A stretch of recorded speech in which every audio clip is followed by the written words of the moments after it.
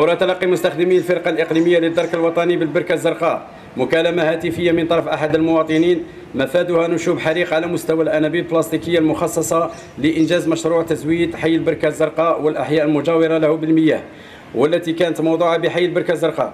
تم الاتصال بعناصر الحماية المدنية والتنقل إلى عين المكان أين تم معاينة الحريق الذي طال أنابيب بلاستيكية ضخمة خاصة بمشروع التزويد بالمياه عددها 83 أنبوب بلاستيكي محترق بقيمة مالية تقدر ب 3,320,000,000 سنتيم على الفور وفي ظرف زمني قياسي لم يتجاوز الساعتين من الزمن.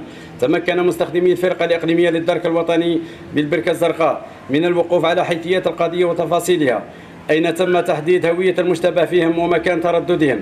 ويتعلق الأمر ب3 أشخاص قصر من أبناء الحي تم توقيفهم واقتيادهم إلى مقر الفرقة أين سيتم تقديمهم أمام الجهات القضائية المختصة فور الانتهاء من التحقيق.